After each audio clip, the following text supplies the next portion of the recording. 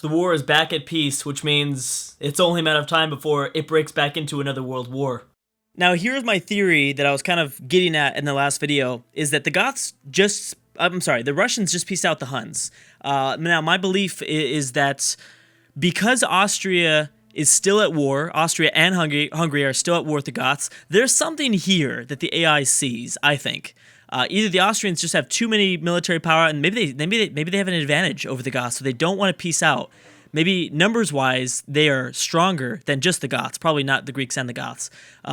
So I think they're going to stay at war, and I think my belief is the same thing will happen here. Spain ended up taking over a Carthaginian city, and Spain now has their first colony in North Africa. Can we start to consider the Spanish-British team as a great power now? I'm starting to consider it, to be honest. It's getting there. If they can take more cities, then yes.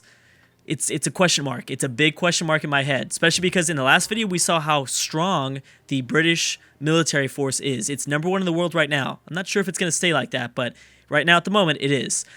So my belief going back to the Hunnic-Gothic conflict is that the Huns will stay at war with the Goths, and they will slowly continue to grind away and take more cities. Because now the Huns don't have to worry about defending. They can send over all their units to the west, and they can just start to grind away and slowly, one by, you take a city every like 10 turns. It looks like they might do that, which will slowly grab power, and it will slowly degrade the power that the Goths and the Greeks have. This is very shocking if we see something like this, because it would be another example of a team with one expansive civ, the Huns, and the other member of the team, the Bavarians, with only one city, just a very big city, a very, I would say it's a really strong city, very tall city, very tall empire, I mean. Same thing, so we've got the Huns and Bavaria, wide and tall, and then we have Egypt, wide, and their team member, and tall. Could that be what the best kind of team chemistry? Is that what works best in Civ 5? I'm actually starting to believe it, to be honest. Really starting to believe that. Because we're seeing two very good examples supporting that theory. I don't know yet. I know that I've witnessed a few. Ooh, the Netherlands are starting to build up a nice little fleet here. I know that I've seen players do that human players do that when they play teams. And it's sometimes successful. I don't know. We're gonna need to. I don't want to make any theories about that just yet, but that's kind of where I'm getting at. Okay, so the Goths have brought over reinforcements, and actually the Greeks are really going in hard. This actually might even open up the attack that Austria will have, because they're so worried about the Huns pressing forward. The Austrians might actually grab a city, and these are the big cities. These are the big Gothic cities. Okay, I need to see this ideology, because I think there's only one or two that have been formed. The Vandals have adopted order, so far we have just two. Novgorod choosing autocracy, and the Vandals choosing order. That's going to be interesting.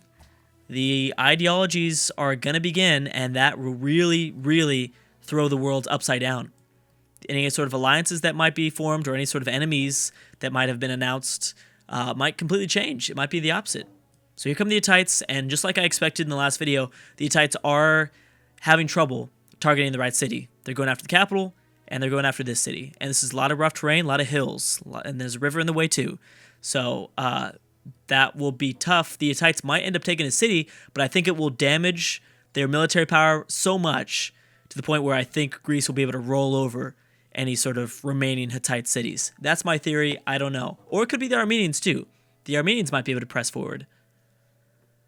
Either way, the Middle East will be an interesting spot. The Huns will take over this city, clearly. Not sure if they've already gone just yet in their turn. And then they're going to have to fight through. Is this their privateer? Oh, okay, I don't know why I thought that would be their unique unit or something. The Goths have already passed their unique unit. The Greeks better come and help out, or else they're going to continue to slowly fall in terms of score. I think they're going to continue to slowly fall. Are the Huns bringing in over more reinforcements? That's the next question. They're somewhat, and Russia is kind of just observing. Make a proposal, man, every single time. Okay, so we're gonna do the World's Fair. Let's do the World's Fair. That's a yeah. Let's just see who wins that competition. Tired of doing the yeah, and we might even do the international games soon. Not yet, obviously. We'll wait for the World's Fair results. Oh, that's right. So Carthage might be able to take this back potentially. Potentially, we'll see how well the British can help defend their friend. Defend their friend. Still, Spain and Britain. I mean, they are really starting to get me to question. Like, should we be considering them as kind of this power that needs to be recognized? I still think they need a few more cities. Obviously, if the British took over Paris, then yeah, that would be instantly, yeah, that's the Western power. That is the Western power in this map. But I don't know. Why was there a road system built from here to Attila's court? That is interesting. I know that if we look at roads throughout the map, it will be very sporadic, very random. Ooh, is Byzantium thinking about a war soon? Because they actually mobilized their fleet. Maybe against the Hittites, to be honest. Could be against the Hittites, the Goths, or they might be able to take this back. I don't think so, though. The Huns move first, then the Goths will have to move. So there's going to be a slowdown.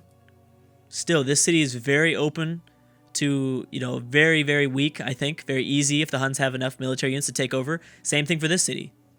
It gets a little bit harder when you get down to the core 5 cities that the Goths have here. But still, slowly, as the Huns continue to grow in power, this could lead to a lot. Thing is, though, Huns always need to be concerned with Russia in their backside, I guess. They do. They need to be worried about that.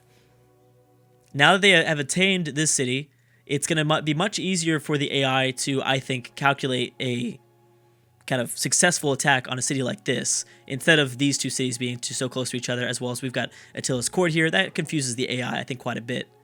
So they're going to defend the city, it looks like. The Netherlands have finally peaced out with Carthage. So someone finally gave Carthage a peace deal. Yep, this city will get taken back, I think. So Spain will lose it, but still, we still need to, ask questions about that team. Still a very interesting team that is formed. How is Bavaria doing? They're doing okay. Ramses and the Moors in 3rd place in terms of score. We've got the Vandals and Songhai in 4th place. Austria and Hungary. The Hungarian-Austrian alliance still in 5th place. I'm surprised they're in 5th place, actually. They're not that big. They're not that big at all. I actually am shocked that the Huns are technically in 6th. And then there's Spain and British. Spain and Great Britain, I should say, in 7th place. Surprised to see France and the Hittites so high. I'm very surprised to see the Netherlands and Armenia so high. I would consider Denmark and Scotland maybe a little bit higher, but I don't know. And then things get a little bit messy from here on out. Still, very, very, very interesting. We've definitely not seen anything like this. Oh, man. So maybe that was what Ramses was preparing for. Ramses was preparing for a Greek war. This will be big. In the Eastern Mediterranean, this will be very, very big. Especially considering that Greece was going after the Umayyad capital here. They might have to retreat from that. Bam, Carthage grabbed back their city. Babylon. Jeez, I keep forgetting. So it is the Netherlands. Okay, I'm sorry. Armenia will be going after Babylon, but there's no immediate border. And then we have Babylon and Norway. That is kind of interesting. That will probably be more interesting than anything else. And maybe that is why they started building up a fleet. They both seem like they're both just going to lose all of their ships, though. Which could leave them open for a British attack, for a Scottish invasion, one or the other. I think it's safe to say. We'll have to watch both of those. But the big one, obviously, whenever Greece and Egypt get involved, at least in this map, I mean, that's going to be big either way. That's huge. We'll see if Greece decides to pull back. Well, yep, they just peaced out. There's also a peace deal between Greece and Portugal, which means... Oh, Portugal and France. Okay, so I get you. So the Portuguese wars are over, and the Umayyad wars are over, pretty much. Oh, you better watch it, man. You better watch it. So we are like, I think that we are, it's kind of interesting. I don't know if well, there's even been a landing, multiple riflemen going after Athens now. I feel like we're starting to see kind of the slow crumble of Greece and the Goths. They're slowly crumbling, to be honest. They're slowly losing cities, one by one by one. And here come the Huns. They're going to take another city away. Look at all these units here.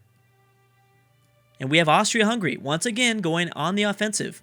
They're going to try to take over a city. This is something we've never seen before.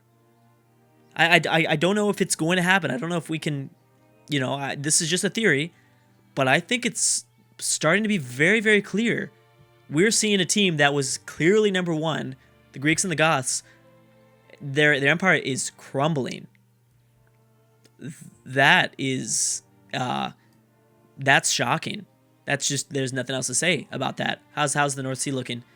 Lots of invasions. We've got the Netherlands and the Sea Beggars, so those are pretty powerful ships. Let's keep an eye on that. But, yeah. So, well, I don't know. This is still going to be a tough city to take either way. Greece might not technically fall. Looks like they'll be able to take it back. But I'm talking about mainly the Goths, because this is really just going to be a big distraction. This is going to be a huge distraction. Alexander's going to need to focus on defending his cities more than he can helping the Goths. That will really weaken the Goths, I think. And I've got to give a lot of credit to Austria Hungary. The Hungarian-Austrian alliance is, I don't know how they've been doing it, but they've been keeping up this military manpower. And they've been holding back, and they've been, they haven't been successful in their invasions, but I didn't really expect them to be, with only really 5 cities between the two empires. It's pretty big. Now, here come the Huns after the next Gothic city. And they will have reinforcements on their way. I don't know what to expect. I don't know. But, I mean, I think one thing is, well, it's clear to say that I think that they're going to continue to fall in the categories. I think they will definitely get passed up by Ramses. Well, maybe. I don't know. It really depends on this siege here. It looks like the Greeks have finally kind of come back, and they're going to get a hold on this. They actually might be able to turn it back on Ramses. Ooh, they did capture it, but they're going to capture it back. They might even be able to maybe take over an Egyptian city. So, boom. They did capture it back. So distracting. It did kill pretty much all the population located inside the city. How are the Huns doing? Huns are okay. This is going to be a little bit tougher of a city to take, I think. But their Gatling guns are on their way. Cannon units are on their way. Approaching turn 300. Umayyad have settled another city. So we have the Assyrians and Milan after Greece. Dang, look at that. People are still declaring these coalitions. Poland, Prussia versus Milan and Assyria. Milan is fine. Assyria is fine. That's a weird war. Why'd they declare war on Assyria? They're not close to any one of those. Okay, well, Denmark, Scotland versus Poland, Prussia. Slight coalition, I guess we could say. Very small. Sumer, once again, declaring war on Sweden and Lithuania. That's fine. That doesn't mean anything. France and the Hittites versus Greece. Oh, now that's interesting. Although the Hittites had lost a lot of their power either way. Oh, maybe they didn't. They didn't really go after the Umayyad. Okay, Alexander's plotting against Theodora, but Alexander and the Goths they've been at war for several consecutive videos, and they haven't really been able to pick up cities. They haven't been able to go after Constantinople just yet. This is really strange. Very, very, very strange. Either way, I think they're holding things together, barely holding things together. I'm actually surprised they took that back. Obviously, the Greeks will take it back once again. Oh my gosh, they finally pieced out. Greece, Rome. Rome took over this city. So, bam. Rome's back to 3 cities.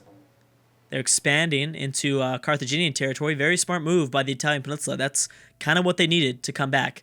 Very strong that Austria finally gave the peace deal to Greece. That's surprising. This will also free up. They might actually turn their sights on something else now. They might do something else. More barbarians, the Huns are going to have to face. So that's going to slow down their war with the Goths even more. Spain and Great Britain going after Greece and Goths. The GG, Team GG. I think I just need to short into that. Denmark, Scotland doesn't really matter. Portugal, Denmark, that doesn't really mean anything. Russia versus Poland, Prussia, that's big because there is a border between Novgorod, Russia, and Prussia.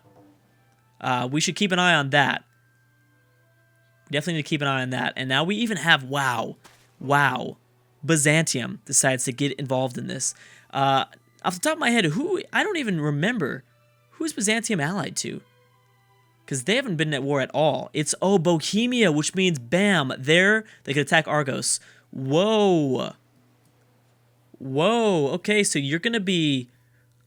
I cannot see their military surviving this. I don't know. I mean, it's interesting that if Austria and Hungary stayed in the war, then it's different.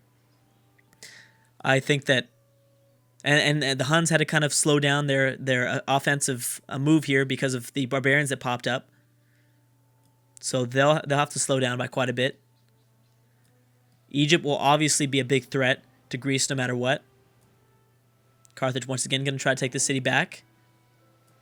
Why aren't the Vandals going after Carthage? That's the thing. The Vandals should be able to roll over that area. Oh, that's interesting. Boom. So the British will have full control, it looks like, over Northern Ireland, over Ireland, the entirety of Ireland. I don't think the Scottish will take this over. I don't think they will.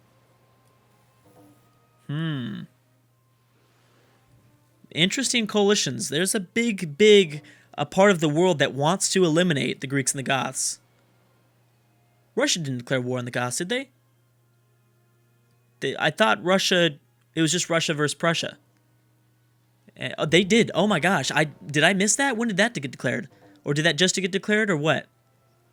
No, I just missed it. That's the biggest of them all. Oh man, you are done. They are done. I can't see them. I cannot see them surviving this. At least not the Goths. I feel like the Greeks could still be okay because of their vast empire. They still have a fleet. It's still have a good sized fleet. Bohemia is going to attack Argos, and they could have some luck here. Oh, when did that happen? Oh, I missed that. Oh, that was the peace deal. Hungary had to give up a city. But it's already under siege by Bohemia. So Bohemia will be going after this former Hungarian city instead. Wow. Oh, and I really underestimated Byzantium's fleet. They've got a huge fleet. Okay, so there's a peace deal. Middle East, a little bit more relaxed than before. Sumer with so many troops. And the Egyptians continuing to give Alexander a very tough time. Man, okay, well, we're going to have to wait and see. This is pretty big. This is very big. We'll see you next time. Anyways, guys, I'm going to stop right there. Thank you so much for watching, and I will see you guys next time.